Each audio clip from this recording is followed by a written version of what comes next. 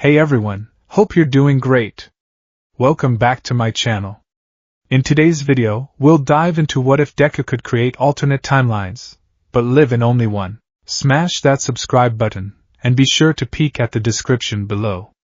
Let's begin. The air in the unforeseen simulation joint was thick with the scent of ozone, dust, and something coppery that Izuku Midoriya was desperately trying to convince himself wasn't blood. He was small, tucked away behind a rock near the water's edge, his heart a frantic drum against his ribs. Beside him, Tsuyu Azui was a statue of grim resolve, her wide eyes fixed on the horror unfolding at the plaza's center. Minoru Mineta was a trembling, sobbing ball of terror, his hands clamped over his mouth to stifle the sounds. They were supposed to be learning about rescue.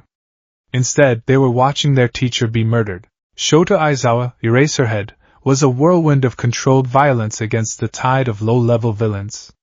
His capture weapon was a living entity, a black python that lashed out, ensnaring and incapacitating. His quirk-canceling gaze swept across the battlefield, turning powerhouse thugs into clumsy brawlers.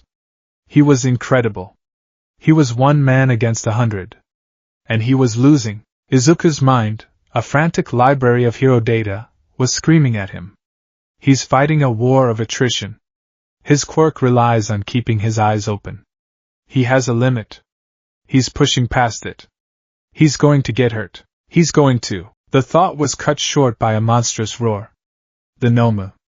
The hulking, bird-beak creature that had appeared with the ringleaders had Aizawa in its grasp. The sickening crunch of bone echoed across the plaza, a sound so loud and definitive it seemed to suck all other noise from the air.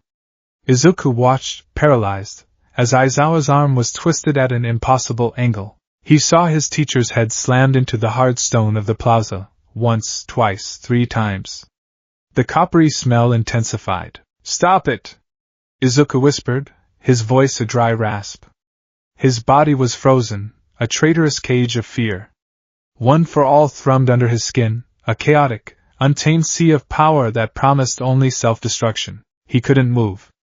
He couldn't help. The man with pale blue hair, the one covered in disembodied hands who called himself Tamura Shigaraki, cackled. It was a high, grating sound that scraped at the nerves. "You really are cool, Eraserhead," he rasped, scratching furiously at his neck. "But you see, he's the anti-symbol of peace. A bioengineered powerhouse meant to crush the best. You're just a warm-up." Aizawa, bleeding and broken, forced his head up. His eyes, swollen and bruised, flashed red for a final, defiant moment. Shigaraki flinched as his quirk was erased. "You heroes are all the same," he spat, so obsessed with putting on a brave face. The Nomu, unaffected by the erasure, slammed Aizawa's face into the ground again. A strangled cry of agony was wrenched from their teacher's throat, and then he was still. Too still. Shigaraki turned his attention away from the broken form of their teacher.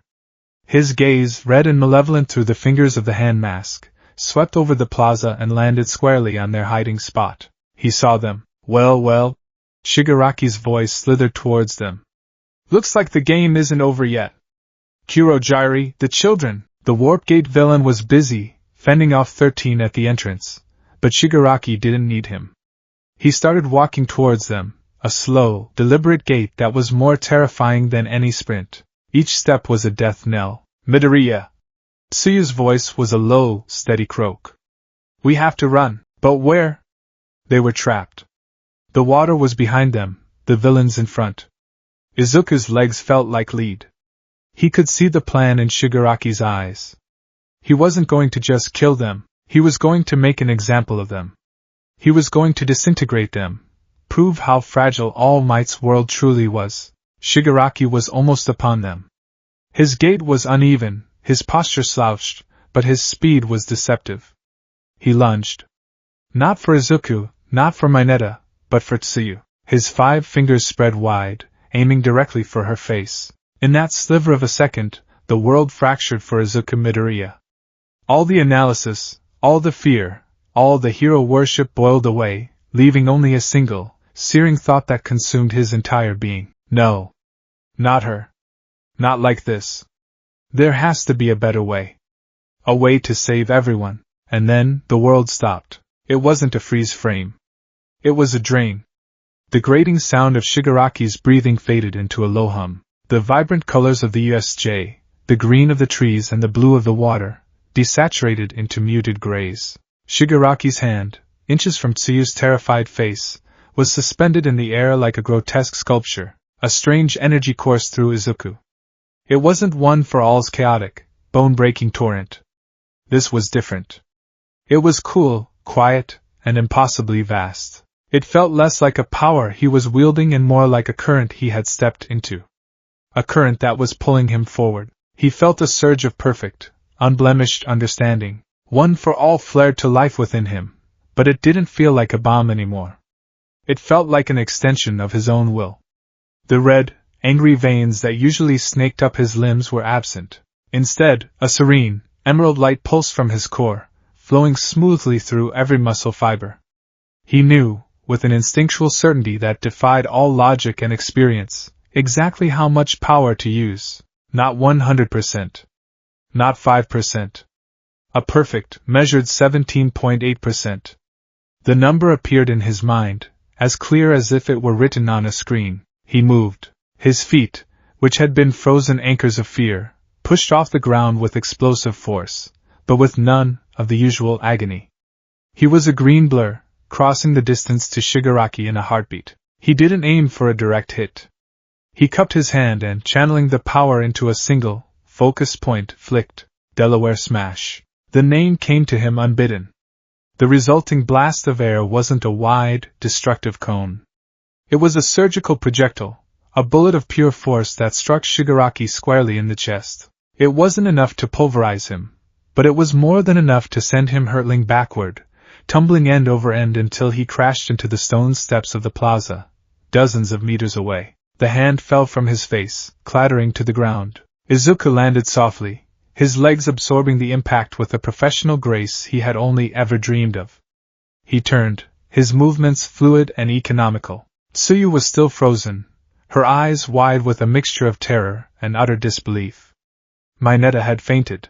Ajui-san, are you all right? His voice was calm. Steady. It didn't even sound like his own. She could only nod, a slow, jerky motion. Good. Stay here with Mineta. Keep low, he commanded, his gaze already sweeping the battlefield, assessing, analyzing, knowing. He didn't wait for a reply. He sprinted towards the center of the plaza, towards the fallen form of his teacher and the hulking Noma that stood over him. The creature turned its beady, sightless eyes toward him as he approached. Shigaraki was already screaming in the distance. Get him, Noma! Kill him! Tear him apart! The Noma charged, its footsteps shaking the ground. Izuku stood his ground, his mind a steel trap of cold logic. It's designed to fight All Might. Brute force is useless. Look at its legs, the thick, muscular thighs. They're like giant shock absorbers. That's its weakness. And its strength. The monster swung a fist the size of a car engine. Izuku dropped, sliding under the blow, the wind of its passage ruffling his hair. As he came up behind it, he channeled a tiny fraction of one for all into his legs and leaped, landing on the creature's broad, exposed back. The Noma flailed, trying to grab him, but Izuku was a mote of dust on a giant's shoulder. He wasn't trying to hurt it. He was buying time. He knew, with that same impossible certainty, that help was coming. Just as the Noma reared back to slam him against the wall, a familiar, titanic boom echoed from the entrance. I am here! The voice of All Might, filled with rage and power, was the most beautiful sound Izuku had ever heard. But it wasn't the sound of a desperate arrival. It was the sound of the cavalry. All Might blurred past the remaining villains, a whirlwind of red, white, and blue. He came to a halt beside the Noma, his signature smile replaced by a furious scowl. His eyes met Izuku's, a flicker of surprise and concern in their depths. Young Midoriya! Get away from that thing, All Might! Izuku yelled, his voice cutting through the chaos. Its quirk is shock absorption. Direct hits won't work. It just nullifies the impact. He'd seen it. In the fraction of a second the Nomu had taken Aizawa down, he had seen the way the creature's body rippled, dispersing the kinetic energy. In this strange, heightened state, that fleeting observation had become concrete, actionable intelligence. All Might's eyes widened in understanding. A predator's grin stretched across his face. So, it can take a punch? Let's see how many it can take. He didn't just punch. He grabbed the Nomu from behind, suplexing it with earth-shattering force. But he wasn't aiming to injure it with the impact. He was immobilizing it. Pinning it. Its shock absorption was useless if it couldn't brace itself. Aizawa-sensei. Izuku leaped from the Nomu's back as it was slammed into the ground. He rushed to his teacher's side. Aizawa was conscious, barely. His arm was broken, his face a mess of blood and bruises, but the damage, it wasn't as bad. The Nomu had been interrupted before it could finish its brutal assault. His elbow, while dislocated, wasn't the mangled ruin Izuku had first perceived. Midoriya. Aizawa coughed, blood flecking his lips. Good analysis. A wave of warmth and relief washed over Izuku. He had done it. He had saved him. The fight between All Might and the Nomu was still brutal, but it was decisive. Armed with the knowledge Izuku provided, All Might didn't waste time on futile blows. He pummeled the creature with a flurry of strikes so fast and numerous that its absorption couldn't keep up, overwhelming the system. The final blow, a thunderous uppercut, sent the Nomu careening out of the USJ entirely, a black speck disappearing into the sky. The remaining villains, their trump card gone, lost all morale. They were swiftly rounded up as the rest of the UA staff arrived. The crisis was over. Izuku stood amidst the aftermath, his body completely unharmed. He wasn't even breathing heavily. The strange, serene power receded, leaving the familiar, chaotic thrum of One for All in its place, now dormant and quiet. He felt a profound sense of accomplishment, a clean, pure relief that was utterly intoxicating. His classmates were gathering, their faces a mixture of fear, relief, and awe as they looked at him. Uraraka's eyes were wide and shining. Ito was adjusting his glasses, a look of deep respect on his face. Aizawa was being carefully placed on a stretcher by the paramedics. As they wheeled him past, he lifted his uninjured hand and placed it briefly on Izuku's shoulder. His grip was weak, but his eyes were clear. They held no pity, only a raw, unvarnished gratitude. Well done, kid, he mumbled, before succumbing to the sedatives. Izuku felt like his heart would burst. Then, All Might, in his towering muscle form, strode over to him. The dust was settling, the emergency lights casting long shadows. He placed a heavy, reassuring hand on Izuku's shoulder, in the exact spot Aizawa's had just been. Young Midoriya. All Might's voice was low, filled with a pride so potent it felt like a physical force. That display of power, that control, that tactical awareness. It was incredible. You saved your teacher. You saved your friends. You acted as a true hero today. The praise was a sunbeam, chasing away every shadow of doubt and fear Izuku had ever felt. This was it.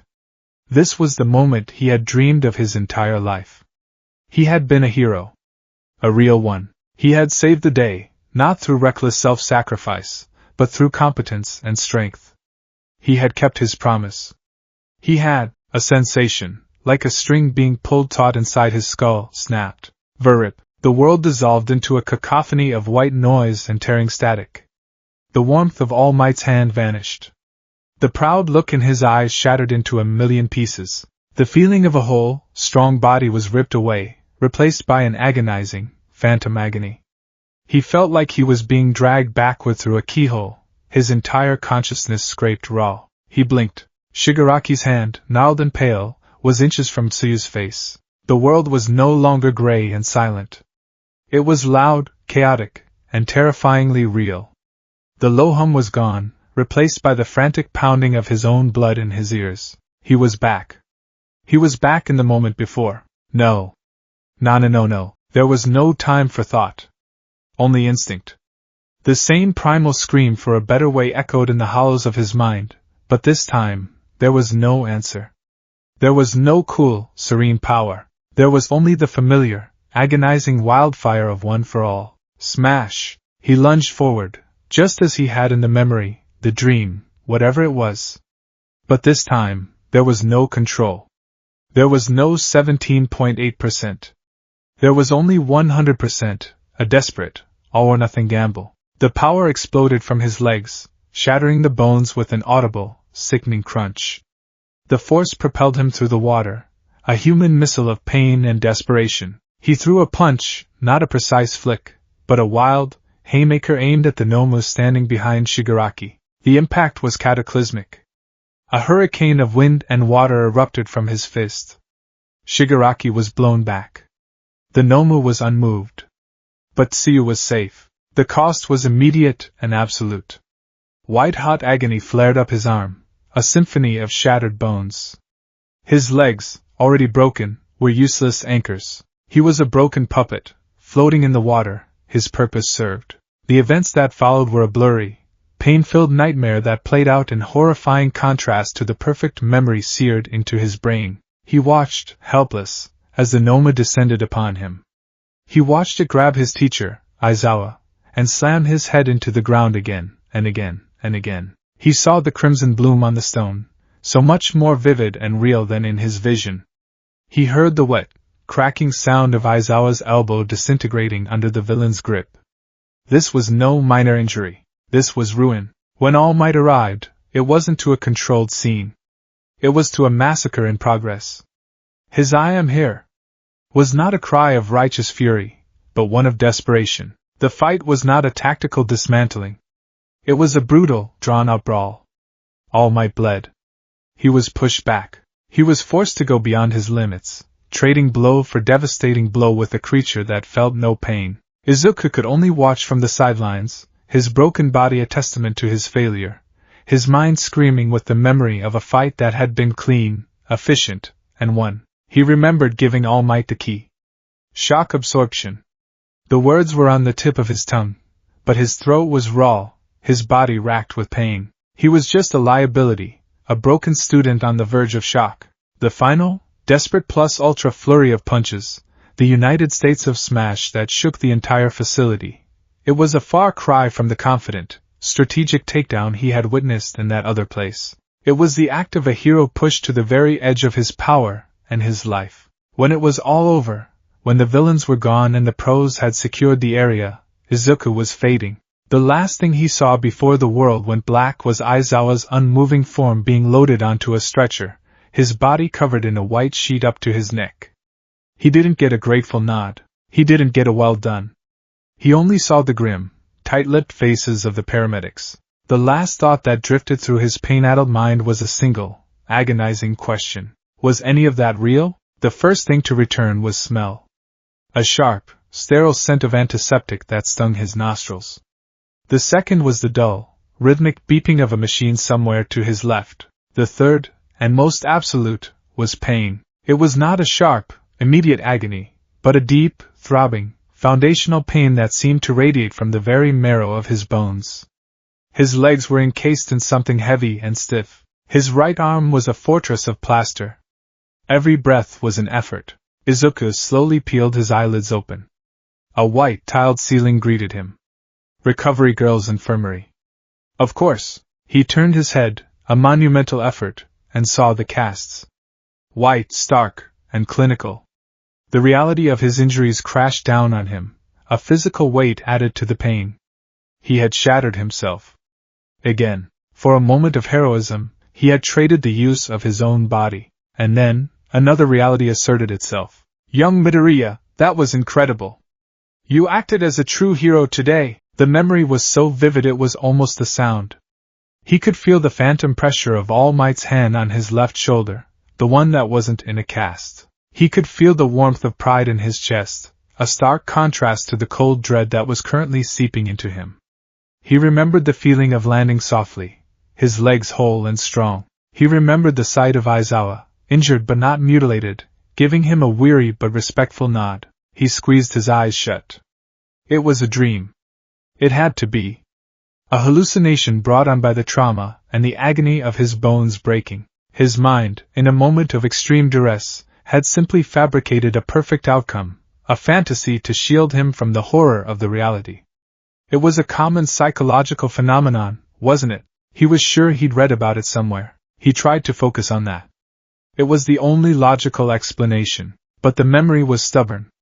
It refused to fade into the hazy, nonsensical ether of a typical dream. It had a beginning, a middle, and an end. It had a coherence, a cause and effect that felt more real than the pain-filled blur he had actually experienced. He could recall the exact texture of the stone under his feet when he landed. He could remember the precise cadence of his own, impossibly calm voice as he spoke to Tsuyu. He could pinpoint the look of surprise on Shigaraki's face as the air bullet hit him. Dreams weren't like that. They were fleeting, emotional, nonsensical. This was a recording. A perfect, high-definition playback of an event that never occurred. He pushed himself up slightly, gritting his teeth against the searing pain in his arm. He looked around the infirmary. He was alone. The rhythmic beeping was his own heart monitor. Steady. Alive. He had saved Tsuyu. He had saved All Might from being exposed on camera. Those parts were real. The cost was real. The casts were real. The pain was most certainly real, so why did the phantom victory feel just as real? He let his head fall back against the pillow, a wave of exhaustion washing over him. He would dismiss it. He had to. To dwell on it was a path to madness. It was a coping mechanism, nothing more. A ghost of a better future his own mind had created to protect him. It wasn't real.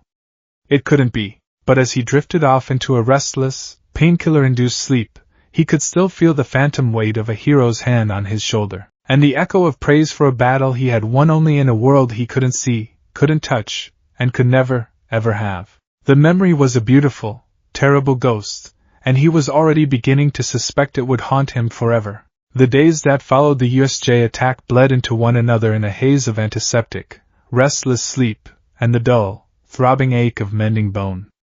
Izuku Midoriya existed in a strange duality. In the physical world, he was a prisoner of plaster and pain, his movements dictated by the screech of a wheelchair or the clumsy shuffle of crutches. His reality was the condescendingly gentle pats on the back from hospital staff, the pitying looks from visiting classmates, and the constant, grinding reminder of his own fragility. But in the quiet solitude of his mind, he was anything but fragile. He was a hero. The memory, he was still forcing himself to call it a memory, not a dream, not a hallucination, was a pristine, immutable crystal. It was a pocket universe he could retreat into when the pain in his legs became a roaring fire, or when the itch deep inside his arm cast became unbearable. He would close his eyes and be back at the water's edge, the cool, controlled power of One for All flowing through him like a gentle river. He would feel the surgical precision of the Delaware smash, the solid ground under his whole and healthy feet, the weight of Aizawa's grateful hand,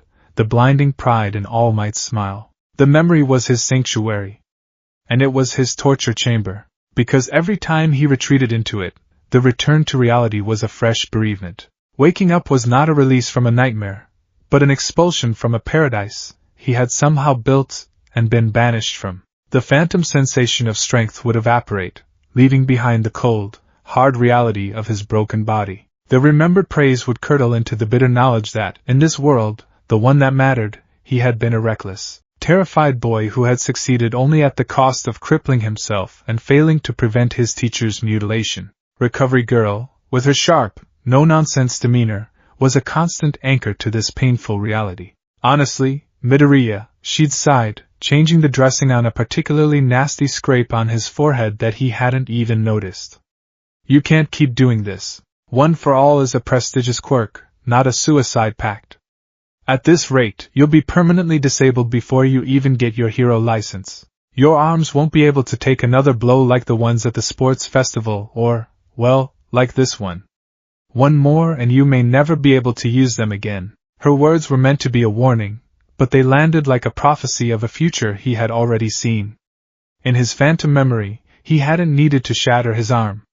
He had used a finger. A flick. Controlled. Precise. The knowledge of how to do it was right there, tantalizingly close, a muscle memory in a limb that didn't exist. He knew the theory, but his own body, in this timeline, was an ignorant, clumsy vessel. I know, ma'am, he mumbled, his gaze fixed on the pristine white cast covering his right arm.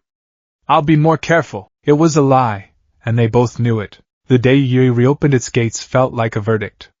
The walk, or rather, the slow, agonizing hobble on crutches, from the school entrance to the towering doors of Class 1A was a gauntlet. The other students, from general studies and the support course, stared.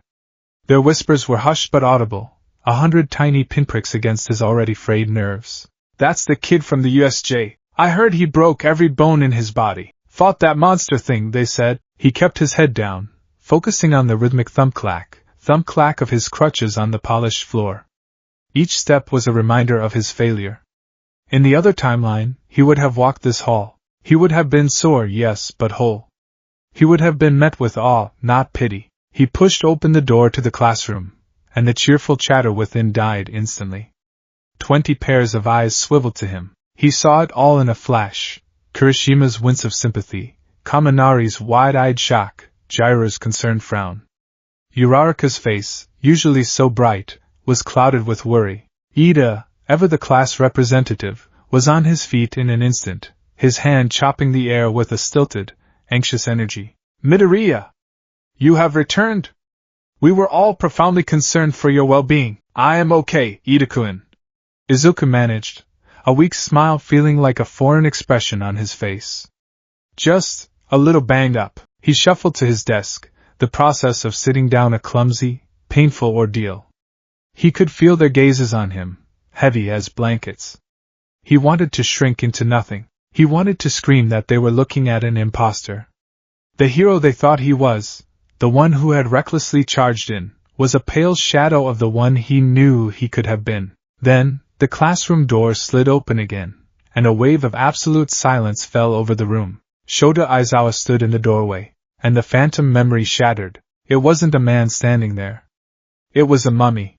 He was wrapped in bandages from head to toe, only his wild, black hair and a single, bloodshot eye visible through a narrow slit. Both of his arms were in heavy casts, held in slings against his chest.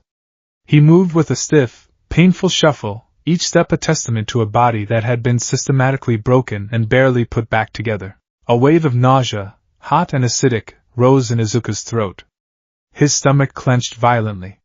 He gripped the edge of his desk with his good hand, his knuckles turning white. This was not the Aizawa from his memory. The Aizawa in his perfect, private world was bruised, bloody, and had his arm in a simple sling. He was propped up on a hospital bed, looking weary but intact. He was the Aizawa who had managed a weak but clear "well done, kid." This Aizawa, this wreck of a man held together by gauze and plaster, was the ghost. This was the consequence. This was the result of Izuku's failure to be the hero from his vision. The sight of him was a physical blow, knocking the air from Izuku's lungs and leaving him gasping. "Morning!" Aizawa's voice was a muffled, toneless rasp from behind the bandages. The class erupted in a unified cry of shock and concern. "Aizawa-sensei, you're back already? Are you sure you should be here? That's some pro-level dedication!" Ida exclaimed, though his voice was tight with alarm. "My well-being is irrelevant," Aizawa stated flatly, shuffling to the podium. "What's more important is that the fight is not over." He spoke of the upcoming Yui Sports Festival, of the need to show the world that the school was not broken, that they were not afraid. His words were meant to be inspiring, a call to arms for the shaken students.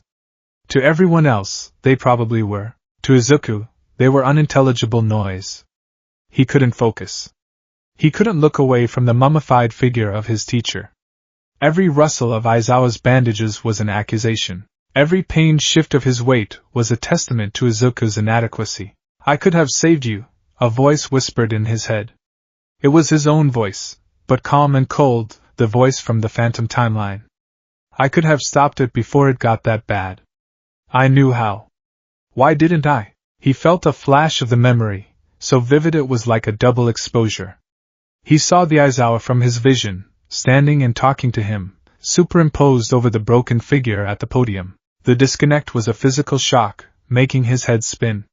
He had to slam his eyes shut, bowing his head to hide his face, pretending to be diligently listening. But behind his eyelids, the two images fought for dominance: the hero he could have been, and the failure he was.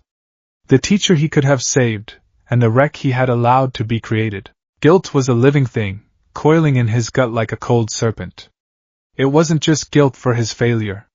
It was a strange, new, and terrifying guilt for having the memory at all.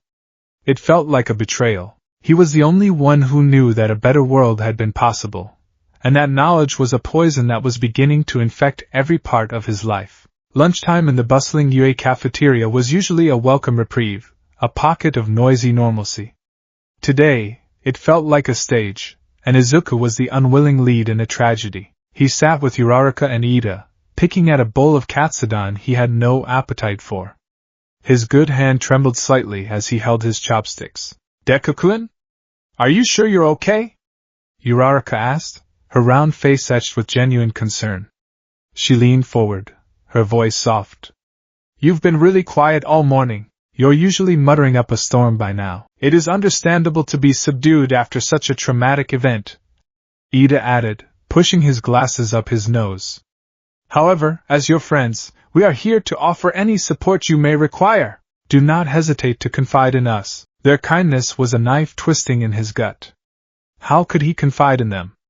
What could he possibly say? "Sorry I'm quiet. I'm just mourning a reality you never knew existed where our teacher wasn't turned into a medical marvel and I wasn't a useless, broken mess." He forced another weak smile.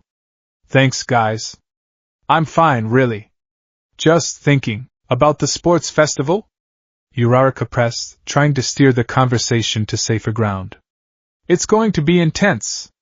A little scary, actually, after what happened. But we have to give it our all, indeed," Ida boomed. "It is a vital opportunity for us to be scouted by pro-agencies.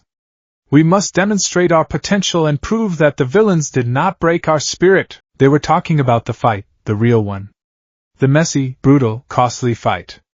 And as they did, Izuku's mind kept drifting back. "That Noma thing was insane." Uraraka shuddered.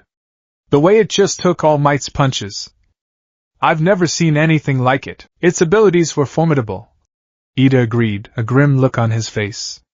"It seemed to possess both super strength and some form of impact nullification. A terrifying combination. All Might's victory was a testament to his sheer, indomitable power." The words were on the tip of Izuku's tongue before he could stop them. They rose up from that place of perfect, phantom knowledge. "It was shock absorption," he said, his voice flat. Ida and Uraraka turned to him. "What was that, Midoriya-kun?" Ida asked. Izuku froze, his chopsticks hovering over his rice. He had said it out loud. His heart hammered against his ribs. He stammered, his mind racing to find a plausible explanation. "I was just analyzing, based on how it took the hits. It wasn't nullification, it was more like, it was absorbing the kinetic energy and dispersing it. If All Might had known that from the start, he wouldn't have had to push himself so hard." He trailed off, the lie feeling flimsy and thin in the air between them. He had seen it, yes, but only for a fraction of a second in the real fight. Not long enough for the kind of certain analysis he had just described. The certainty in his voice had come from the other place. Uraraka looked at him, her head tilted. "Wow, Deku-kun. You figured that out just from watching? It is an astute observation," Ida declared, though a flicker of something, confusion? Suspicion, crossed his face. "Indeed, with such intel, the battle might have proceeded differently. One might even say," Izuku felt a sudden, sharp memory flash behind his eyes. All Might, giving him a knowing grin, preparing to suplex the Noma. "So, it can take a punch? One might say it could have been a much cleaner fight," Izuku finished in a near whisper, the words tasting like ash in his mouth. He was quoting a conversation that had never happened, in a world that wasn't this one. A heavy silence fell over the table. Uraraka and Ida exchanged a quick, worried glance. Izuku had seen it. He wasn't just quiet anymore. He was acting strange. He sounded like he was talking about a historical event he'd read a book about, not a life-or-death battle he had barely survived. He realized his mistake immediately. The blood drained from his face. "I mean, hypothetically," he backpedaled, his voice suddenly high and frantic. "Just hero analysis stuff, you know. What ifs? It's all just what ifs. Doesn't matter now, right? All Might still won. That's what's important." Ha ha, his laugh was a brittle, hollow sound. He quickly shoved a large amount of katsudon into his mouth to stop himself from saying anything else stupid. The food tasted like cardboard. For the rest of lunch, Ida and Uraraka tried to keep the conversation light, but the damage was done. A new, invisible wall had been erected between them. They were worried about him, but now they were also confused by him. And Izuku, trapped with his impossible secret, had never felt more utterly, crushingly alone. That evening, the solitude of his all-might-themed bedroom offered no comfort. The posters and figurines that had once been sources of inspiration now felt like a mockery. They were monuments to a singular, perfect ideal of heroism that he felt he had fundamentally betrayed. The smiling, invincible All Might on his wall was a painful contrast to the gaunt, steaming man he had seen after the fight at the USJ, and an even more painful contrast to the proud mentor from his phantom memory. He couldn't sleep. He couldn't study. He couldn't stop the memory from playing on a loop in his head. He needed to do something, to process it, to ground it in reality somehow. He turned to the only coping mechanism he had ever known. He pulled a brand new notebook from his desk drawer. Hero Analysis for the Future, number 14. He opened it to the first page. For a moment, he just stared at the blank, lined paper, his good hand hovering over it. His hand was trembling. Not from weakness or injury, but from a deep, seismic fear. To write it down was to make it real, to acknowledge it as more than a dream. With a deep, shuddering breath, he began to write. Topic: USJ Incident Personal Combat Review. He started with the facts. The reality. Initial engagement. Lunge to protect Azuri-san from Shigaraki. Quirk usage. 100% OFA smash. Uncontrolled. Resulting injuries. Multiple compound fractures in both legs. Severe fractures in right arm. Extreme pain, loss of consciousness. Tactical effectiveness, objective, protect Azuri-san, achieved. However, resulted in immediate self-incapacitation. Became a liability. No further contribution to the battle was possible. Conclusion: reckless. Inefficient.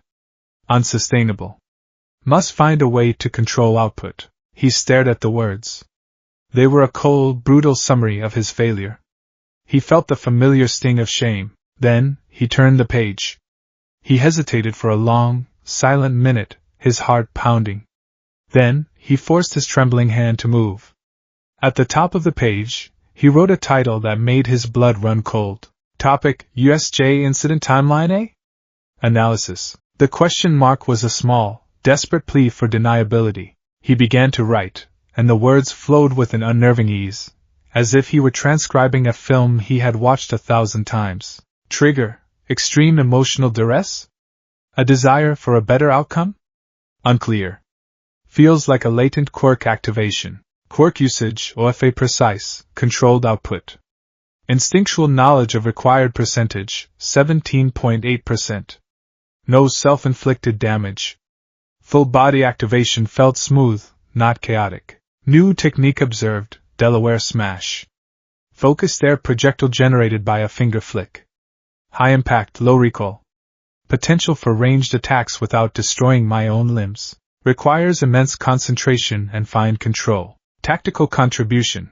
Successfully neutralized Shigaraki non-lethally. Provided All Might with key intel, Noma's shock absorption quirk, altering the course of his battle and reducing his exertions/injury. Outcome: Aizawa-sensei's injuries minimized. All student casualties avoided. My own physical condition, 100% intact. Conclusion: this event demonstrates a path to true heroism. Control over power, tactical awareness, and preservation of self and others. The ideal outcome. He finished writing and dropped the pen as if it had burned him. It was all there. Spelled out in his own handwriting. It wasn't a dream. Dreams didn't come with technical specifications and names for new super moves. Dreams didn't provide actionable intelligence on an enemy's quirk. This was data. Impossible data. He stared at the page, at the words Timeline A, and a terrifying thought took root in his mind. What if this wasn't just a vision? What if it wasn't a hallucination? What if, for a brief, fleeting moment, he had actually created that better world? A world where he was the hero he always wanted to be. A world he had been torn from and thrown back into this broken, painful reality. Was this a part of One for All? A secret facet of the quirk that All Might had never told him about? Or was it his own? A quirk he never knew he had, lying dormant until the trauma of the USJ had unlocked it. A quirk that showed him salvation and then snatched it away? The implications were staggering. He wasn't just haunted by a dream. He was haunted by a genuine possibility. A future he had seen, and lost. The thought was so immense, so terrifying, that he felt like he was going to be sick. He slammed the notebook shut, his breath coming in ragged gasps. He couldn't do this alone. He couldn't carry this. There was only one person in the world he could talk to. Finding a private moment with All Might was difficult, but Izuku was persistent. He waited until after school, ambushing the hero as he was leaving the teacher's lounge, looking gaunt and weary in his skeletal form. All Might. Sir. Can I have a moment of your time? Toshinori Yagi turned, his tired blue eyes softening when he saw the boy, still clumsy and slow on his crutches. Young Midoriya. Of course. What is it? Are your injuries acting up? No, sir. It's not physical. Izuku's voice was barely a whisper. He glanced down the empty hallway. Can we talk somewhere private? All Might's expression shifted to one of serious concern. He led Izuku to a small, unused meeting room, the air thick with the smell of old paper and chalk dust. He sank into a chair with a weary sigh, steam gently rising from his body. Izuku remained standing, leaning heavily on his crutches. What's on your mind, my boy? Izuku's carefully rehearsed words abandoned him. He was just a terrified teenager with an impossible secret. All Might, during the fight at the USJ, he began, his voice trembling, when Shigaraki was about to attack Tsuyu-san. He swallowed hard, the confession sticking in his throat. He couldn't say it. He couldn't say I created a new timeline. It sounded insane. He had to frame it differently. I saw something, he finally managed, staring at the floor. It was like a vision. Intensely real. More real than a dream. It wasn't what happened, sir. It was different. All Might listen patiently, his expression unreadable. In this vision, Izuku continued, his voice gaining a desperate urgency, I wasn't broken. I had control over One for All. Perfect control. I knew exactly what to do. I saved Aizawa-sensei from his worst injuries. I helped you with the Noma. I knew its quirk was shock absorption. He finally looked up, his eyes pleading. It was a perfect victory, All Might. No one was seriously hurt. And I was the hero I was supposed to be.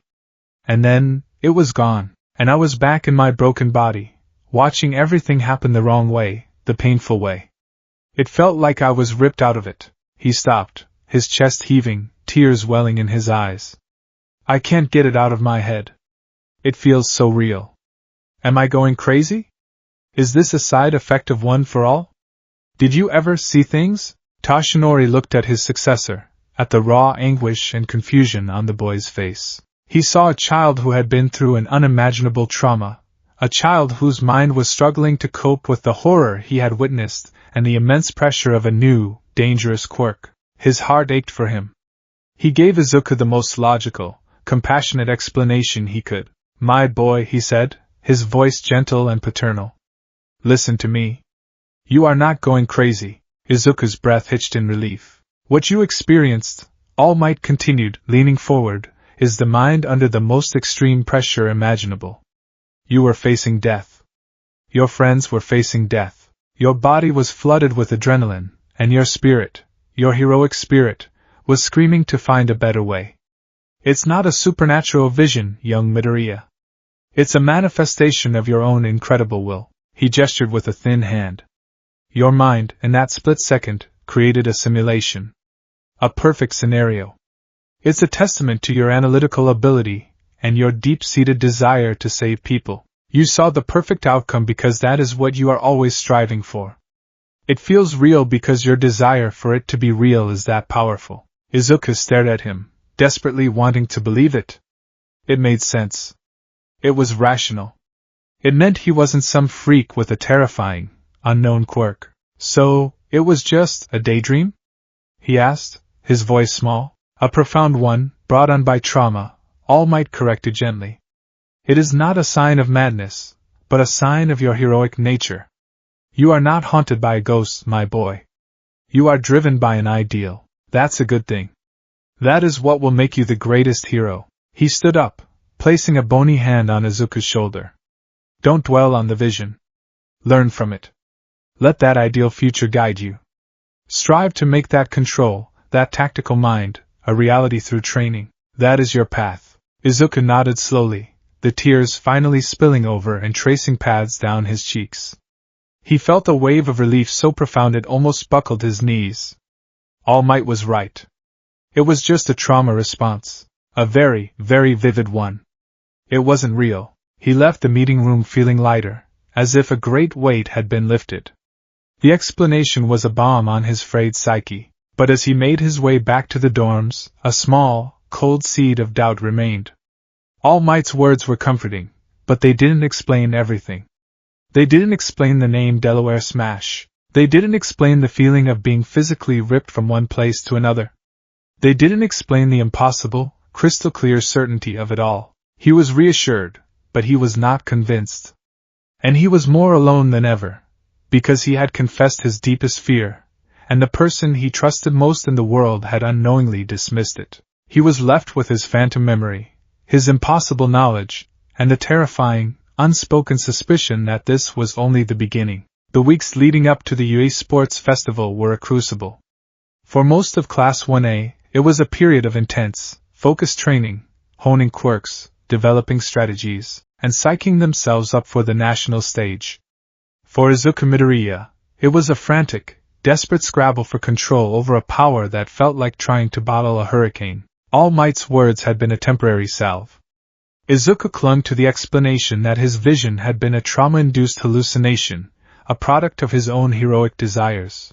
It was the only sane explanation, the only one that didn't open a terrifying Pandora's box of impossible quirks and alternate realities.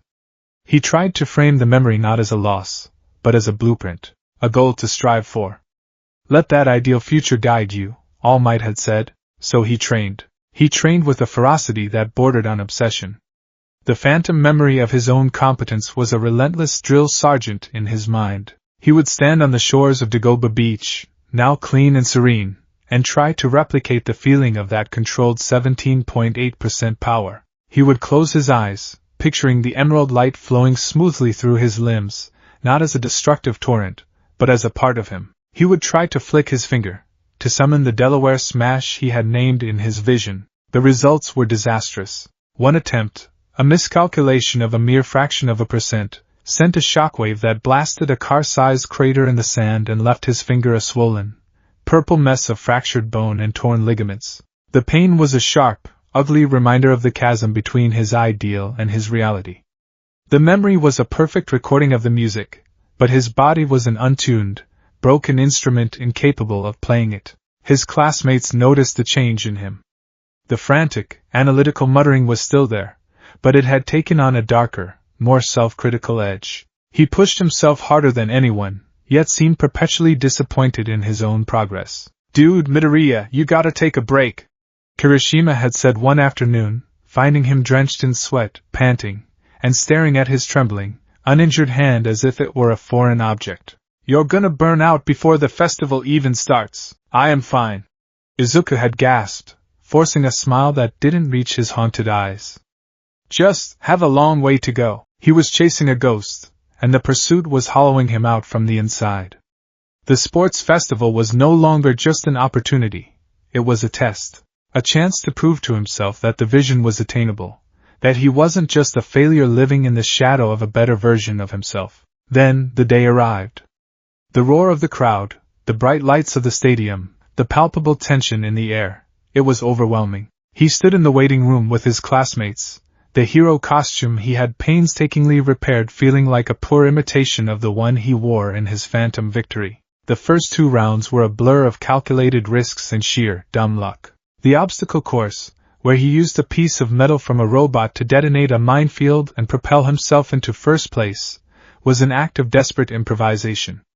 It was clever, but it wasn't controlled. The cavalry battle was even worse. Forming a team with Uraraka, Tokoemi, and Hatsum, he spent the entire match on the defensive, fleeing from Bakugo's explosive rage and Todoroki's icy dominance. He had felt the crushing pressure, the frantic need to protect his team, but none of the serene competence he yearned for. He had survived, but he had not excelled. He was just a boy with a borrowed, broken power, and now, he stood in the arena for the final round. One-on-one combat. His first opponent was Hitoshi Shinso from General Studies. He had nearly lost, falling prey to Shinso's brainwashing quirk, saved only by a surge of raw power from One for All, a surge he hadn't controlled, a surge that had felt like the spectral intervention of others. It was another sign that he was not the master of his own quirk, but he had won. And his victory had led him here. To the center of the stadium, the roar of the crowd, a physical pressure, the sun beating down on his shoulders. Across from him stood the person he had been dreading and anticipating in equal measure, Shoto Todoroki. Todoroki was an avatar of effortless power. He stood with a calm, cold stillness, his heterochromatic eyes fixed on Izuku with an intensity that promised annihilation. The entire left side of his body was covered in a thin, shimmering layer of frost, a visible manifestation of the internal storm Izuku had sensed in him since the start of the year. The memory of the vision from the USJ was a faint whisper, but another, newer feeling was rising to take its place. A deep, empathetic ache. He saw the self-loathing in Todoroki's gaze, the way he refused to acknowledge half of himself. He saw the son of the number 2 hero, a boy forged in a crucible of ambition and abuse. He saw someone who needed to be saved, not from a villain, but from himself. And that old, familiar, terrifying thought echoed in the chambers of his heart. There has to be a better way. A way to save him without destroying myself. Midnight's whip cracked, signaling the start of the match. Begin! Todoroki didn't hesitate. A glacier of jagged ice erupted from the ground, a tidal wave of frozen fury surging towards Izuku. It was instantaneous, overwhelming, and utterly devastating. There was no time for finesse. No time for the controlled power he had so desperately sought. There was only the blunt, suicidal instrument he knew how to use. Smash! He flicked his finger, just as he had in the USJ. Not the controlled Delaware smash of his vision, but a 100% blast of raw, untamed power. The resulting shockwave was a cannon blast, meeting the ice wall head-on. The two forces collided with a deafening roar, shattering the glacier and sending a blizzard of ice shards across the arena. The crowd gasped. The cost was immediate. An agonizing, sickening crunch echoed in his own ears as the bones in his right middle finger shattered.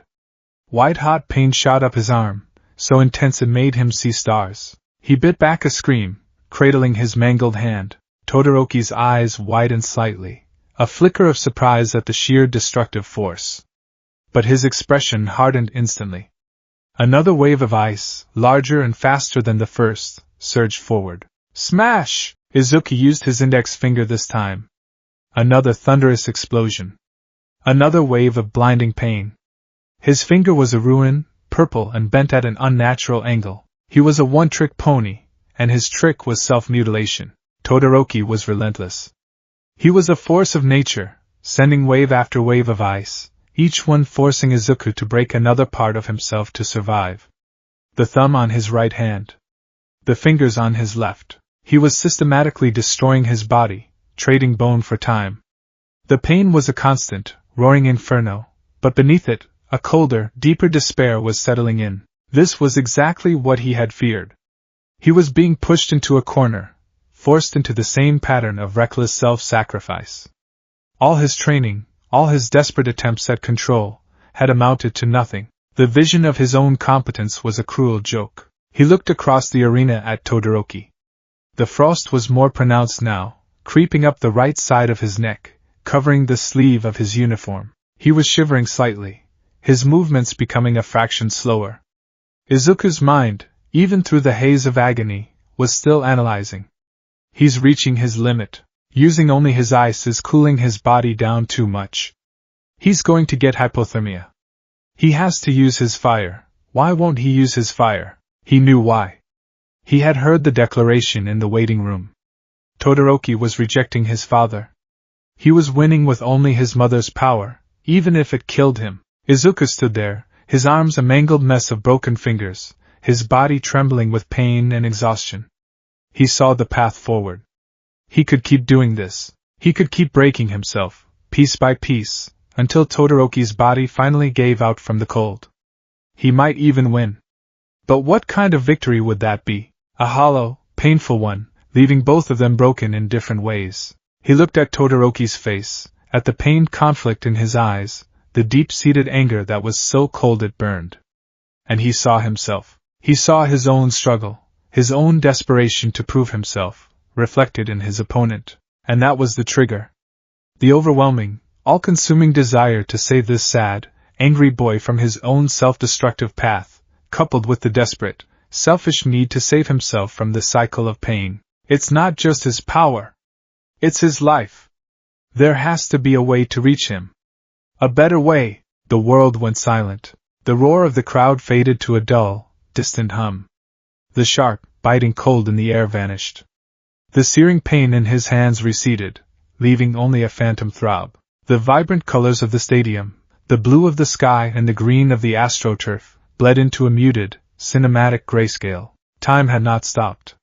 It had become pliable, viscous. He was back in that strange, serene state of consciousness. The chaotic sea of one for all within him calmed, its waves smoothing into a placid, emerald lake. He felt it again, that impossible, instinctual understanding. It was not a blueprint this time. It was the thing itself. Todoroki was moving, but it was like watching a film in slow motion. He was preparing another attack, a massive mountain of ice that would surely end the match. Izuku saw it forming, saw the strain on Todoroki's face, the rime of frost forming on his eyelashes. Izuku moved. He took a step forward, and it felt right. He channeled one for all into his legs, not the explosive burst of before, but a steady, controlled flow. 8%. The number bloomed in his mind crisp and clear. The red veins did not appear. Instead, a soft, green energy, like bioluminescence, coursed under his skin. One for all, full cowling. The name settled into his mind as if it had always been there. He wasn't just using his limbs as cannons anymore. He was suffusing his entire body with a small, manageable percentage of the power, enhancing his speed, his strength, his agility, all at once. It was the answer he had been searching for, delivered to him whole and perfect. He didn't wait for the ice to reach him. He charged. He was a green blur against the gray backdrop of the arena. He ran up the face of the oncoming glacier, his feet finding purchase on the slick surface with a grace he had never possessed. The crowd, a silent, ghostly diorama, watched in stunned silence. He reached the peak of the ice wave just as Todoroki stood at its base. He leaped, soaring through the air, his broken fingers no longer a source of agony but a distant, irrelevant fact. He landed softly on the stadium floor, just a few feet in front of his shocked opponent. Todoroki stumbled back, his eyes wide with disbelief. The frost on his body was thick now, his breath pluming in the air. "How? You're shivering, Todoroki-kun," Izuku said. His voice was calm, clear, and carried across the silent arena. It was the voice of the hero from his USJ memory. "You have a limit to your ice, don't you? Everyone has a limit." He took another step closer. He could see the internal war raging in Todoroki's eyes. The anger, the pain, the ghost of endeavor looming behind him. "Everyone is giving it their all," Izuku said, his voice rising, imbued with a strange, resonant power. "They're fighting to win, to make their dreams a reality. To become number one, you're going to have to give it everything you've got. To settle for half measures now, you'll never make it." He saw the flicker. The defiance in Todoroki's eyes warring with the undeniable truth of his words. "You want to win with just half your strength?" Izuku's voice was no longer calm. It was a roar of pure, empathetic fury. He wasn't just talking about Todoroki's quirk.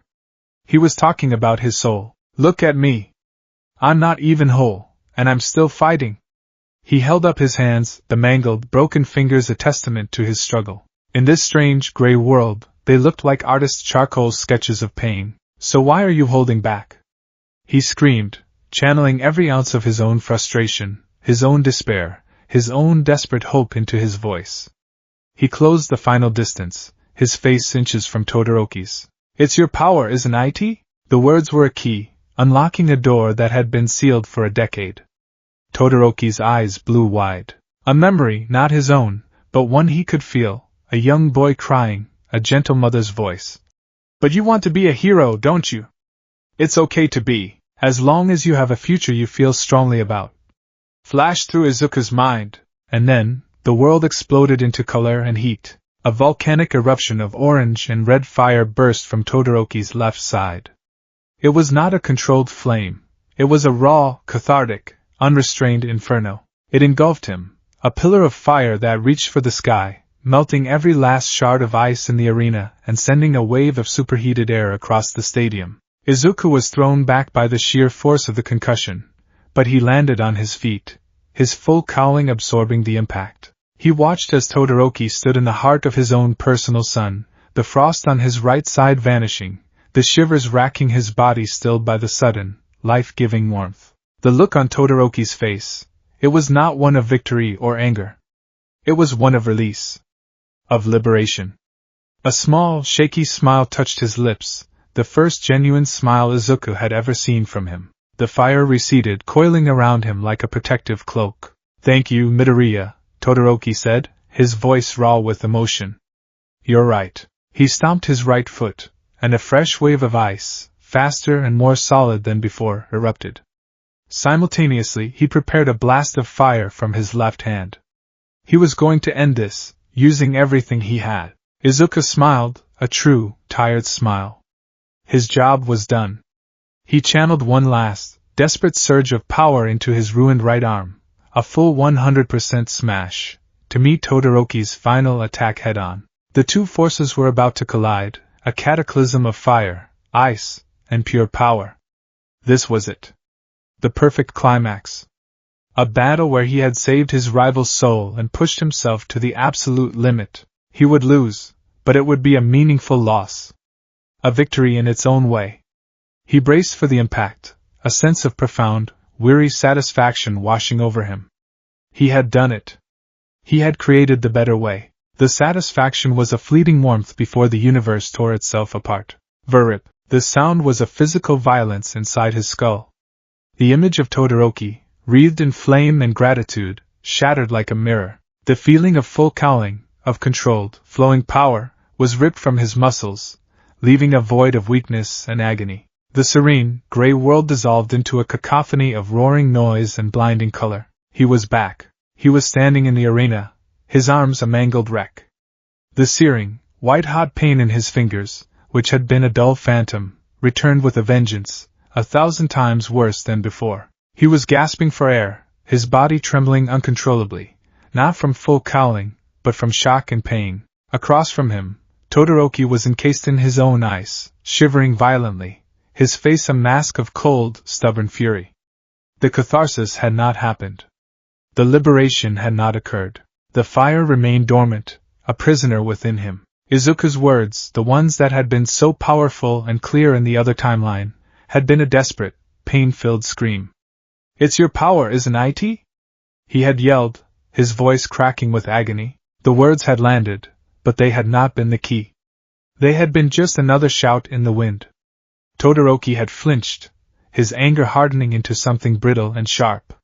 He had not unleashed his fire, he had unleashed more ice. A colossal mountain of it, bigger than anything before, surged towards Izuku.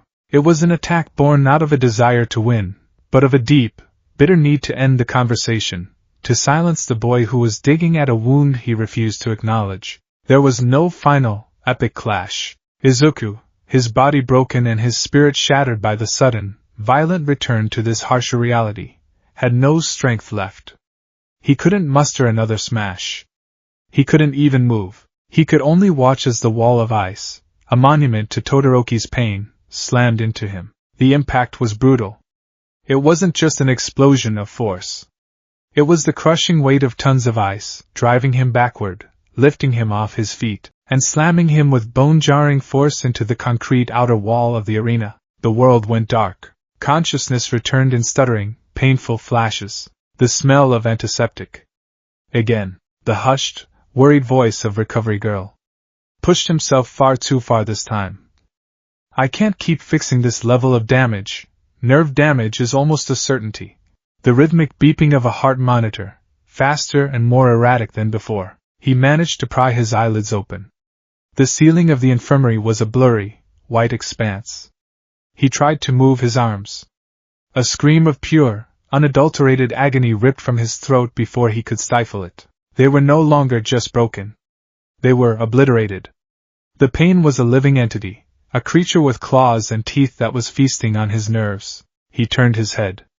His right arm was in a terrifyingly complex construction of metal pins and external fixators, wires drilling directly into his skin and bone. His left was in a similar, though slightly less severe state. These weren't simple casts. This was surgical reconstruction, and he knew. The memory of the other timeline, Timeline B, was not a ghost this time. It was a visceral, mocking presence. He remembered the feeling of full cowling. He remembered running up the wall of ice. He remembered the look of gratitude on Todoroki's face. He remembered losing the match, yes, but waking up here, in the infirmary, with minor injuries and the quiet respect of his rival. He remembered Recovery Girl commending his newfound restraint. He looked at the metal cage that was his arm. Restraint. The word was a bitter irony. A low, guttural sound escaped his lips. It started as a groan of pain, but it morphed into something else. A laugh. A broken, hysterical, tear-soaked laugh. It wasn't a hallucination. All might have been wrong. He had been so wrong. The USJ hadn't been a one-time trauma response. This was a pattern. A curse. He had a quirk, a terrible, beautiful, monstrous quirk that allowed him to glimpse paradise, to live in it for a few precious moments, and then violently exile him back to a reality that was made infinitely worse by the comparison. He was the architect of worlds he couldn't inhabit. He was the savior of futures he couldn't keep. The laughter died in his throat, replaced by a dry, racking sob that sent fresh waves of agony through his shattered body. He had done it again. He had seen the better way.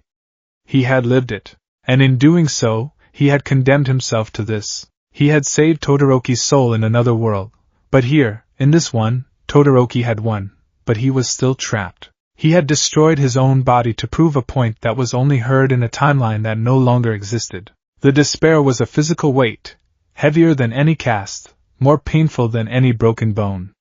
It was the crushing weight of a ghost. The ghost of the hero he had been, for just a little while. The ghost of a better future that was now lost to him forever. And as he lay there, broken and weeping in the silent infirmary, he understood a new, soul-crushing truth. He didn't just see the future, he saw the future. He just couldn't keep it. The aftermath of the sports festival was a period of bizarre, jarring contradiction for Izuku Midoriya. To the world, and even to his classmates, he was a spectacle of heroic, if reckless, spirit. He was the boy who had gone toe-to-toe with the phenomenal Shoto Todoroki, the boy whose raw power had shaken the stadium, the boy who had sacrificed his own body in a blaze of competitive glory. He received offers from pro-hero agencies, dozens of them. They saw potential. They saw fighting spirit. They saw a future symbol of peace in the making, a diamond in the rough waiting to be polished. They were all looking at a ghost. Izuku experienced their praise, their awe, and their concern through a thick, soundproof pane of glass. He would nod, smile weakly, and offer mumbled thanks, but the words never truly reached him. His reality was no longer shared with theirs. He was living in a fractured world, his consciousness split between the physical present and the phantom pasts of timelines he had created and been ripped from. He was haunted now, not by one ghost, but by two. There was Timeline A, the USJ. The timeline of perfect, controlled competence. The world where he was a pillar of strength, where Aizawa was spared the worst of his injuries, where All Might had looked at him with pure, undiluted pride. And now there was Timeline B, the sports festival. The timeline of emotional salvation. The world where he hadn't just fought, but had reached Todoroki, where he had unlocked his rival's pain and helped him take the first step toward healing, toward becoming whole. A world where he himself had discovered full cowling, a sustainable path to power that didn't demand a pound of his own flesh for every victory. These weren't just memories anymore. They were alternate lives he had fully inhabited. He could feel the muscle memory of full cowling, a kinetic ghost twitching in his shattered limbs. He could taste the satisfaction of Aizawa's gruff "well done, kid."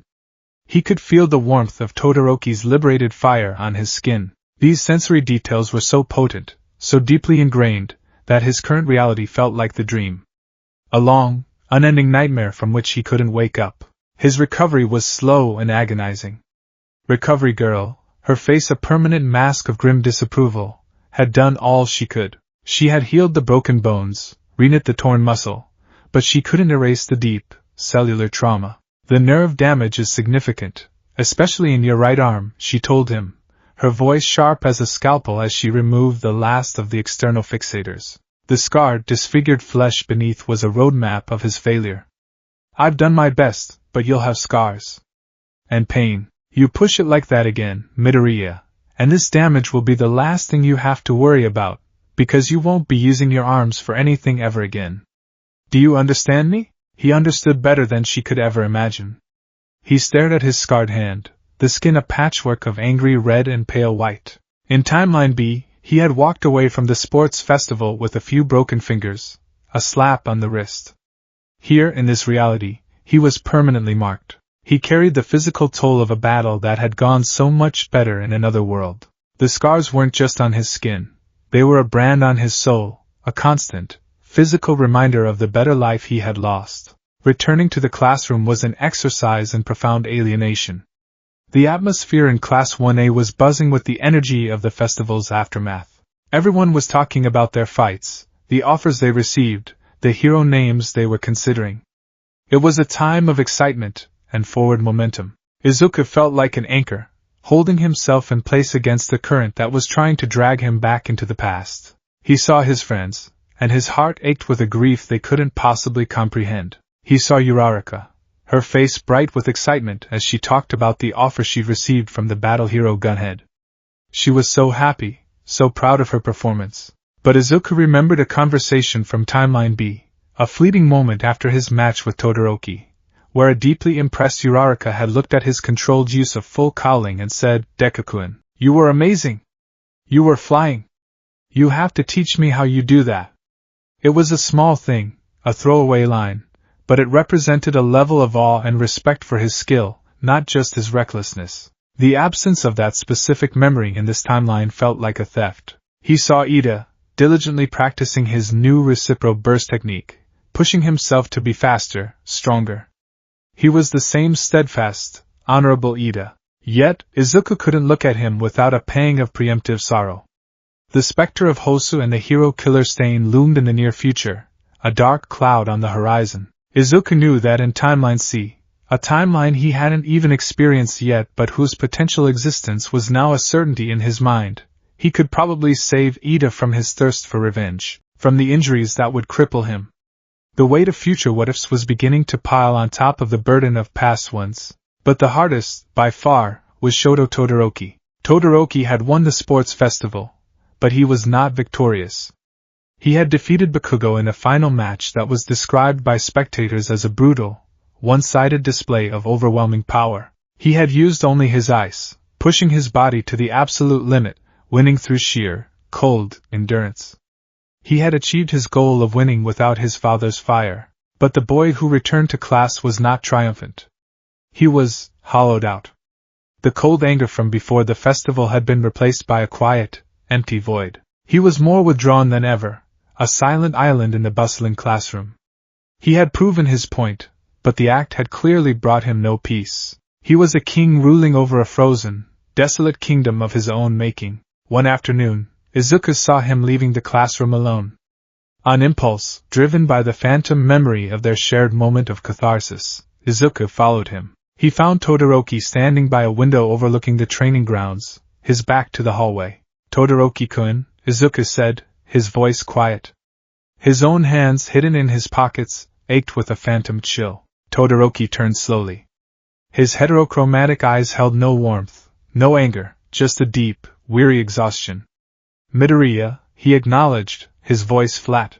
Izuku's throat felt tight. He didn't know what to say. The entire conversation he wanted to have belonged to another world. "Are you okay? I'm glad you used your fire. You looked so free." All of it was impossible. Your match against Bakugo-kun, Izuku began, fumbling for words that fit this reality. It was incredible. Your ice is so powerful. Todoroki's expression remained unchanged. I did what I had to do to win. But you, Izuku stopped himself before the words could escape. But you didn't have to. He couldn't say that. I hope you're okay, he finished lamely. A flicker of something, annoyance? Confusion, crossed Todoroki's face. Why wouldn't I be? I won. He turned back to the window, a clear dismissal. Your concern is unnecessary. The conversation was over. Izuku stood there for a long moment, the chasm between them feeling miles wide. He was looking at a boy he had saved, but that boy didn't know it. He was a stranger to the person he had helped most. The connection they had forged in the heart of that fire in Timeline B was, here, nothing but smoke. The grief was so sharp, so specific, it felt like mourning the death of a living person. He turned and walked away, the weight of what could have been pressing down on his shoulders, heavy as a lead cloak. This constant dissonance began to take a visible toll.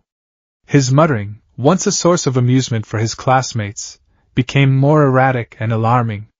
It was no longer just analysis of quirks and hero fights. It was a fragmented monologue of regret. Sitting in class, he'd trail off mid-sentence. If Aizawa-sensei had just moved left, no, if I had moved faster, it wouldn't have. During combat training, he would flinch at his own movements. He would try to activate full cowling, his body instinctively knowing the sensation, but his muscles, untrained in this timeline, would refuse to obey. The result was a stuttering, uncontrolled lurch, followed by a frustrated whisper. That's not right, it should flow, why won't it flow? He would flinch away from praise. When All Might complimented him on the sheer power of his smash during the festival, Izuku couldn't meet his eyes. It was reckless, he mumbled, turning away. It wasn't good enough. All Might saw it as humility, a sign of his successor's drive to improve. His classmates saw it as post-traumatic stress or a lack of confidence. Uraraka and Ida saw it as a profound, worrying sadness they were powerless to penetrate. No one could see the truth. Izuku Midoriya was grieving. He was a man living in the bad end of his own story, forced to watch the credits roll on a tragedy while knowing, with absolute certainty, that a director's cut existed where everyone was happy. And he was the only one who had ever seen it. His grades began to slip. He, who had always been a diligent and meticulous student, couldn't focus on present mixed English lessons or ectoplasm's math problems. His mind was elsewhere, trapped in a loop of what if. His notebooks, once filled with detailed analysis of other heroes, were now filled with frantic, almost illegible scribbles about himself. Pages were dedicated to trying to deconstruct the mechanics of full cowling, to diagramming the air pressure dynamics of the Delaware Smash. He was an engineer trying to reverse engineer a miracle with no tools and no blueprint, only a perfect memory of the finished product. He became an expert at feigning normalcy. He learned to smile at the right times, to offer the expected responses. But it was a performance, a carefully constructed mask to hide the gaping void inside. His friends tried to break through. Deku-kun, we're going to the mall this weekend. Do you want to come? Uraraka asked one day, her expression hopeful. Oh, thanks, Uraraka-san, but I have to train, he'd reply, the excuse tasting like ash in his mouth. Training was no longer a path to improvement. It was a punishment, a futile attempt to make his broken body match the perfection of his memories. He felt like an imposter in his own life. Every achievement in this reality felt hollow, a pale imitation of what he had accomplished in the others. Every hardship felt magnified, a cruel twist of fate when he knew a world existed where that hardship had been averted. The weight of what-ifs was no longer a psychological burden. It was a chronic illness, a fever in his soul that colored every waking moment with the pale, sickly cast of regret. The day of the hero name selection was a particularly cruel form of torture. The class was electric with excitement, a tangible buzz of future potential filling the room. Midnight stood at the front, her presence demanding attention, as she explained the significance of choosing a name that would define their future careers. Izuku sat at his desk, a blank whiteboard on the surface in front of him, and felt nothing. How could he choose a name for a hero he didn't feel he was? What name could possibly encompass the strange, fractured existence he was leading? The ghost? The echo? The what-if hero? He watched as his classmates presented their names. Heavenly Piercing Hero, Tentacle, Sturdy Hero, Red Riot, Everything Hero, Creati. They were all so full of hope, of a singular, forward-facing vision for themselves. Then Uraraka went up. She presented her name with a bright, determined smile. I'm choosing Uravity, a warm, gentle name for a warm, gentle person. Izuku felt a pang of affection for her, but it was quickly swamped by the familiar tide of sorrow. Then it was Todoroki's turn. He walked to the front, his expression as unreadable as ever. He held up his board.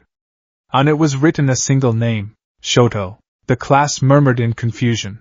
Just, your name? Midnight asked, tilting her head. Yes, Todoroki said, his voice quiet but firm. I am not ready to be anything else yet. The words hit Izuku like a physical blow. I am not ready to be anything else yet. In Timeline B, Todoroki had been freed. He had begun the process of integrating the two halves of himself, of forging a new identity that was more than just his given name.